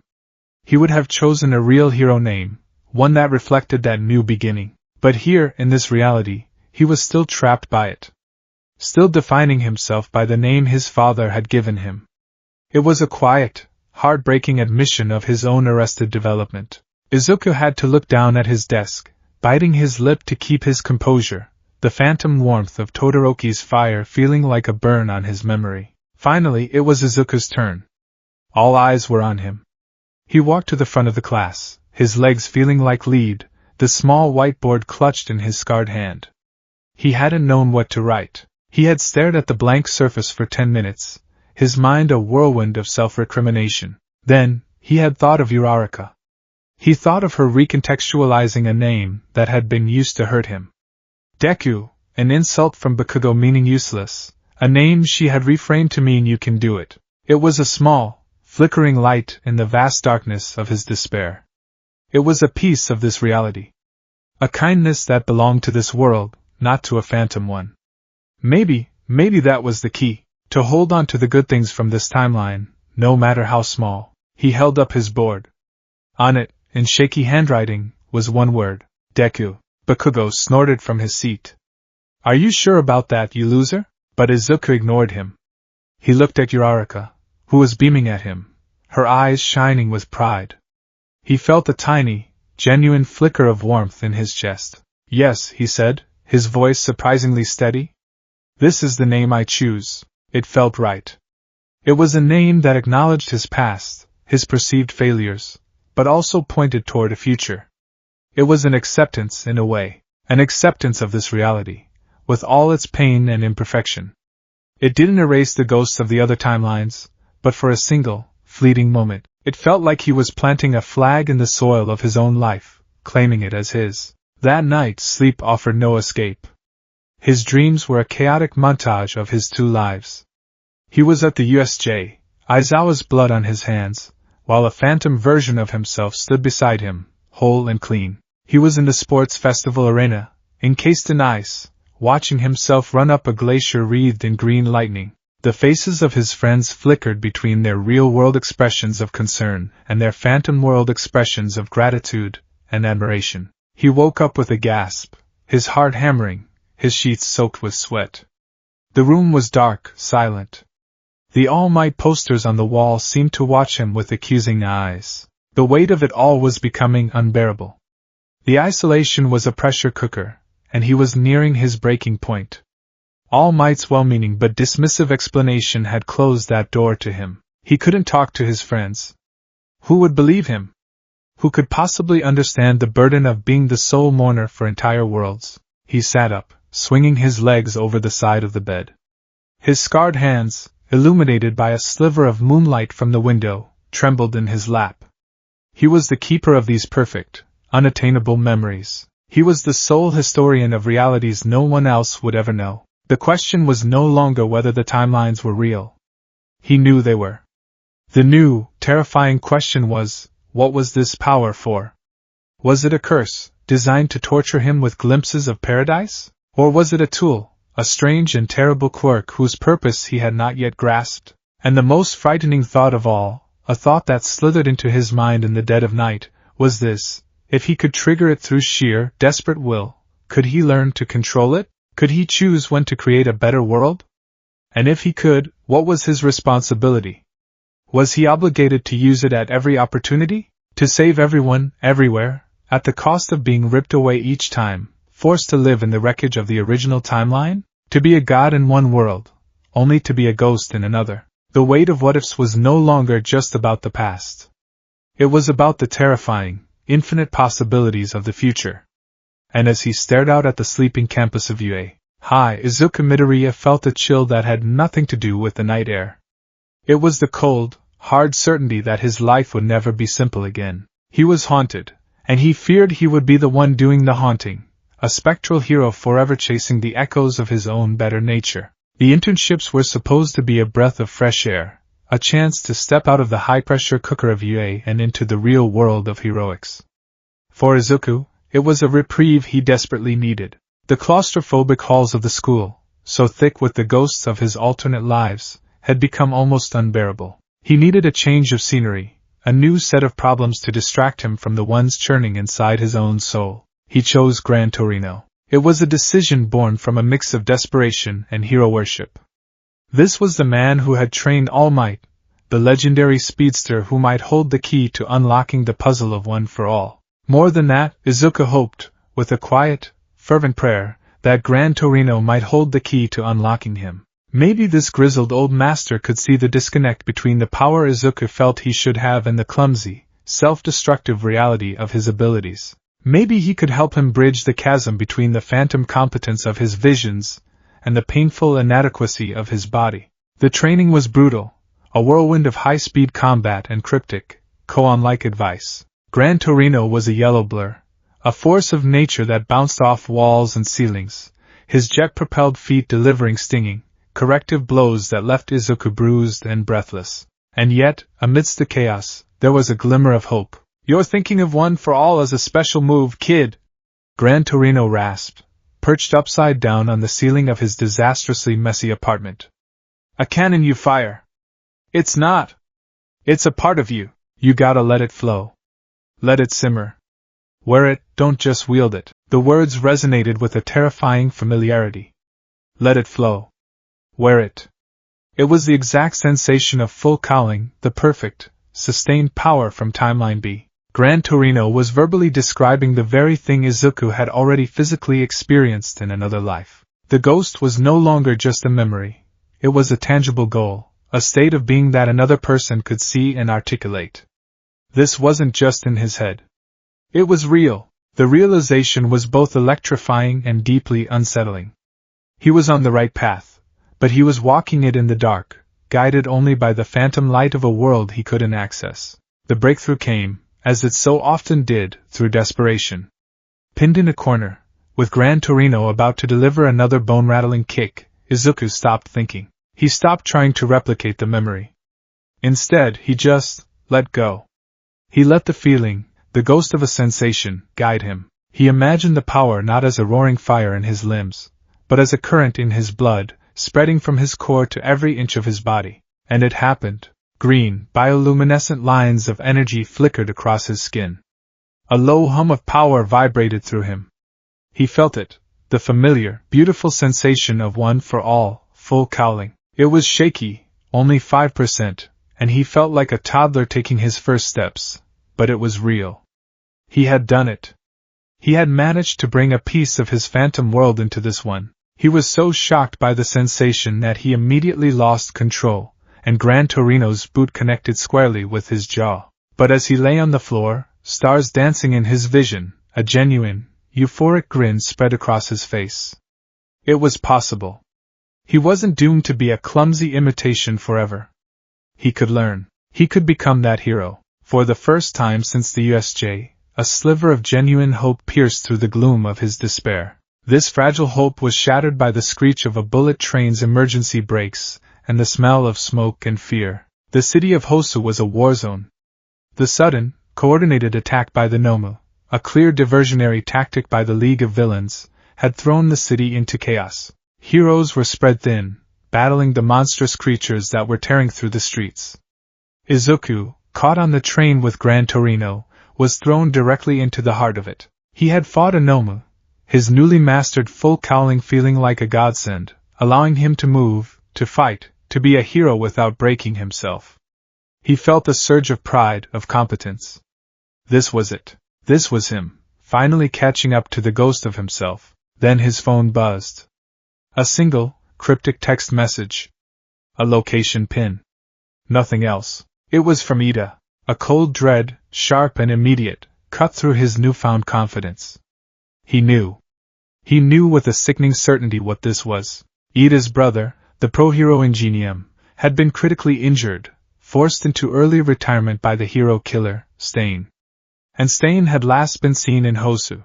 Ida wasn't on patrol. He wasn't fighting Nomu. He was hunting.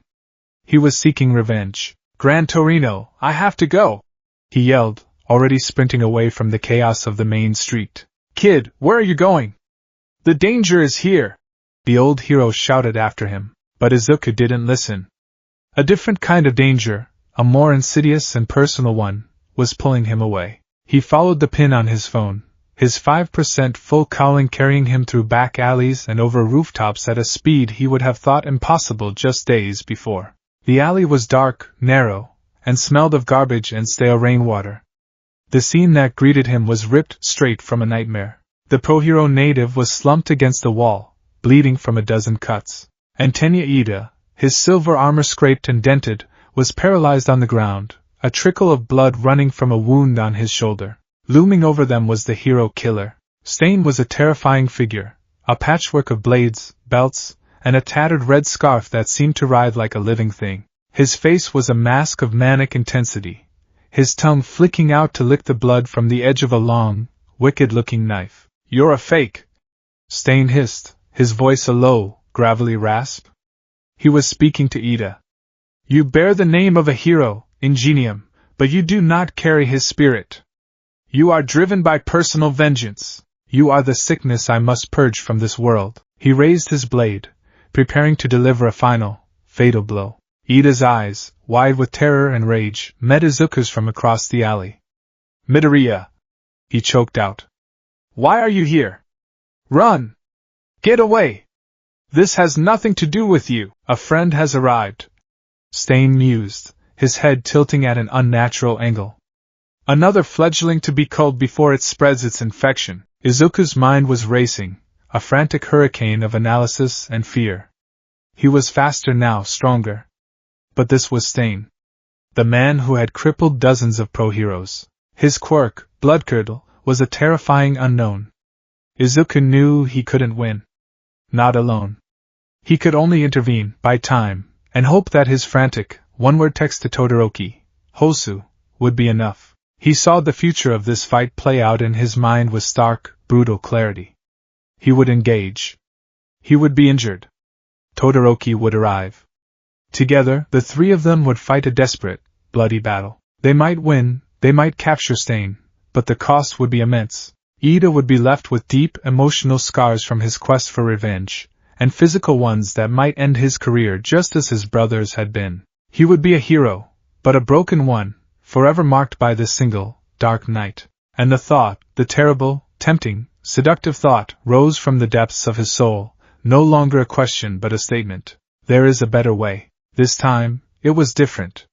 This wasn't a desperate, unconscious plea born of panic.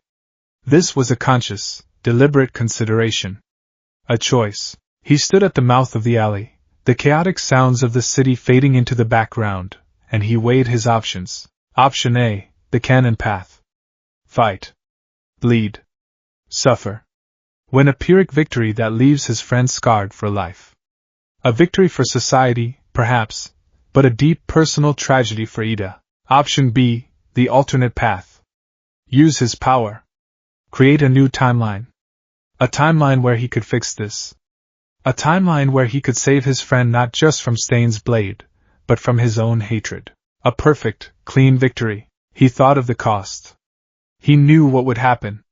He would experience that perfect victory, feel the relief and the warmth of his friend's gratitude, and then he would be ripped away, snapped back to this exact moment, forced to live through the blood and the pain of Option A. He would be the sole bearer of the memory of a better world, a knowledge that would make the harsh reality infinitely more painful. It was a sacrifice. He would be sacrificing his own peace of mind, his own sanity, to create a world of peace for his friend. A world he himself could never inhabit. A selfless act. But was it? A darker, more insidious thought slithered into his mind. He wasn't just doing it for Ida. He was doing it for himself. He was addicted. Addicted to the feeling of competence. Addicted to the sensation of being the perfect hero, even if only for a few fleeting moments. He craved the control of Timeline A, the emotional triumph of Timeline B. He wanted to feel that again. He needed to feel it. To save his friend was the justification, the noble excuse. The dark truth was that he was chasing a high that only his terrible quirk could provide. It was a hero's ultimate, selfish sacrifice. He would save a world, and the price was to poison his own. He looked at Ida's terrified, hate-filled face. He looked at Stain's raised blade. He made his choice. He closed his eyes, and with a will of pure, focused intent, he screamed in the silence of his own mind. Fix this. Save him. The world did not dissolve. It solidified. Verrip. The tearing sound was internal, a psychic schism. But this time, he was braced for it. He didn't just step into the current, he dove into it. The alleyway, the sounds, the smells, they didn't fade, they sharpened. The world gained a hyperreal, high-definition clarity. The gray, muted filter of his previous experiences was gone. This time, he was in full, vibrant color.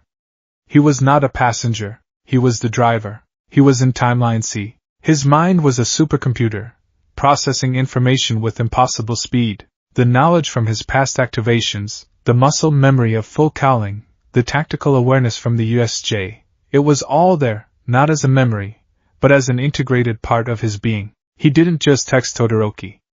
In the split second before he charged, he broadcast his location to his entire class contact list, to Gran Torino, to All Might, with a simple, coded message: hero killer, hostages. Need pros. Then he moved. One for all, full cowling 20%. The power surged through him, a controlled, roaring fire. This wasn't the shaky 5% he had just mastered. This was a level of output he had only dreamed of, executed with the flawless precision of a seasoned pro.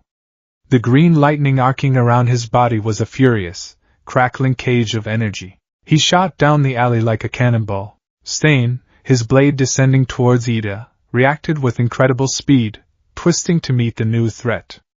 But Izuku was faster. He didn't aim a smash. That was too crude, too destructive. He needed precision. He slid, dropping low, and slammed his steel-toed boot into Stain's knee with a sickening, audible crack. The hero killer roared in pain, his leg buckling, his killing blow going wide and gouging a deep scar in the brick wall. Izuku was already up, rebounding off the opposite wall, his movements a fluid, parkour-inspired dance of violence. Ida-kun! Don't let him get your blood! That's his quirk, he yelled, the analysis not a guess, but a certainty delivered by the logic of his power. You! Stain snarled, hobbling on his injured leg, his eyes burning with a new, focused hatred. You're not like the others. You have the eyes of a true hero. I'm the hero who's going to stop you, Izuku said, his voice cold and steady. He fell into a combat stance, his body thrumming with power. He wasn't trying to win. He knew he couldn't. Stain was too experienced, too deadly. He was stalling. He was putting on a performance to keep Stain's attention focused squarely on him. What followed was not a brawl. It was a deadly ballet. Stain lunged, a flurry of blades seeking blood. Izuku, empowered by his 20% full cowling and the combat prescience of his quirk, evaded and deflected. He danced around the killer's attacks, the blades missing him by millimeters. He didn't land many blows, only a few sharp, corrective strikes to keep Stain off balance and focused. He was a matador, and Stain was the bull. He could feel the burn in his muscles, the strain of maintaining such a high output. But he could also feel a profound, exhilarating sense of control. This was what it felt like. This was what it meant to be a hero. Not just powerful, but smart. Efficient. Ida watched from the ground, his face a mask of stunned awe. The rage and hatred had been replaced by a dawning understanding. He was watching his classmate, the quiet, analytical Midoriya, go toe-to-toe with the monster who had crippled his brother, and he was doing it with a level of skill and composure that rivaled seasoned pros. He was doing it to protect him. Midoriya. Ida whispered, shame and gratitude warring in his voice. The fight could have lasted only a minute, but it felt like an eternity. Izuku was nearing his limit. His muscles screamed in protest. He could feel the 20% output starting to cause micro-tears, a dull, aching burn spreading through his body. Just as Stain saw an opening, a moment of hesitation as Izuku's power flickered, a new voice boomed from the mouth of the alley. What's all this then? Interrupting my patrol was such a ruckus. A mountain of muscle and flame filled the entrance to the alley. Endeavor. The number 2 hero, drawn by the wider alert Izuku had sent, had arrived. His face was a mask of furious confusion, expecting Nanoma but finding this scene instead. His eyes locked onto Stain, and a predatory grin spread across his face. The hero killer, Endeavor rumbled, his body igniting in a torrent of brilliant flame.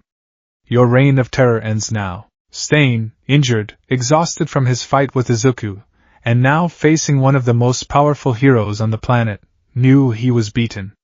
He snarled, a cornered animal, but the fight was already over. Endeavor's flames filled the alley, a controlled but overwhelming inferno that forced Stain back, cornering him completely. Other pros, drawn by the same alert, were arriving, securing the perimeter. The situation was contained. It was over. Izuku let his full calling die down, his body screaming in protest. He stumbled, his legs threatening to give out, but a hand caught his shoulder.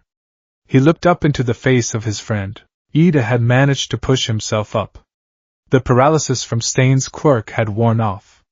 He was still injured, but his wounds were minor, superficial. His armor was dented, but his spirit, Izuku could see, was not. The dark, vengeful fire in his eyes had been extinguished, replaced by the clear, bright light of humility and overwhelming gratitude. Midoriya, Ida said, his voice thick with emotion. He was struggling to find the words. You saved me. Not just from him. He gestured with his head toward the captured Stain.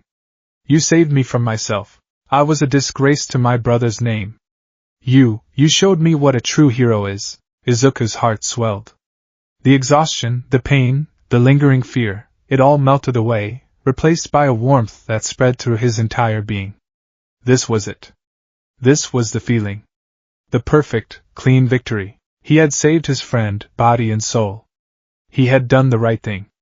He had used his terrible power for an undeniably good purpose. He looked at the pure, unadulterated gratitude on Ida's face, a look that healed something deep inside him. He had won. He had created the better world. He savored the moment, the feeling of Ida's hand on his shoulder, the sight of his friend, whole and unburdened.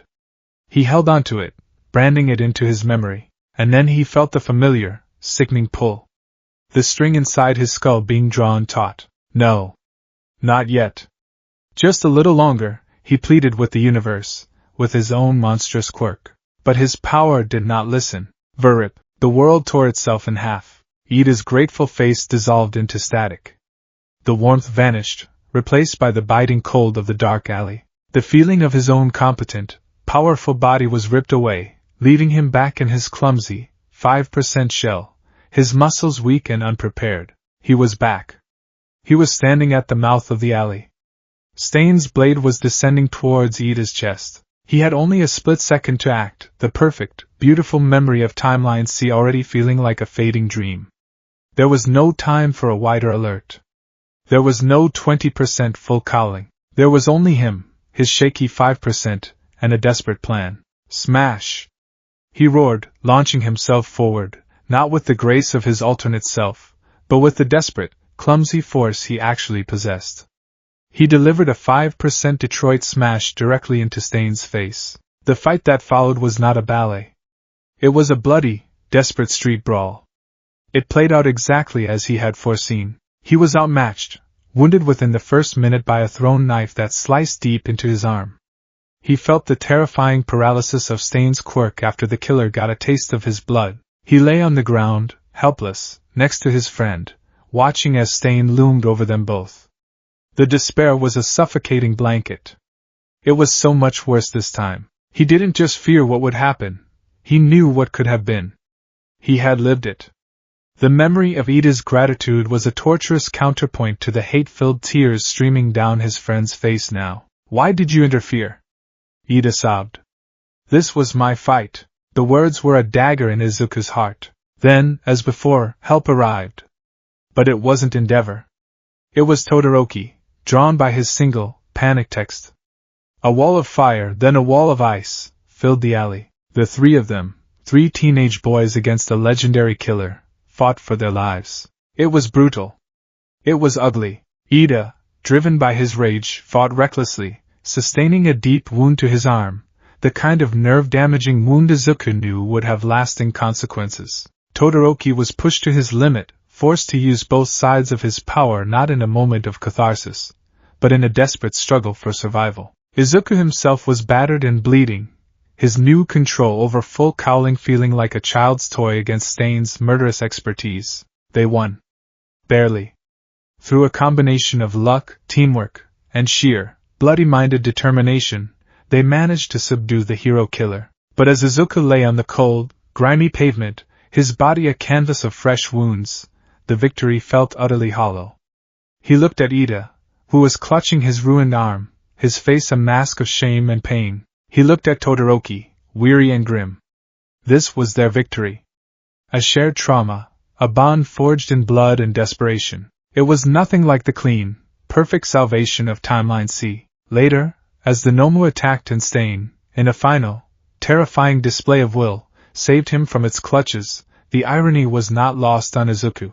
In this reality, he was saved by the very man he had tried to protect his friend from. He lay on the pavement, paramedics swarming around him, the flashing red and blue lights painting the scene in hellish hues. He could still feel the phantom weight of Ida's hand on his shoulder, hear the echo of his heartfelt, grateful words from a world that wasn't real. The knowledge was a heavier wound than any of Stain's blades.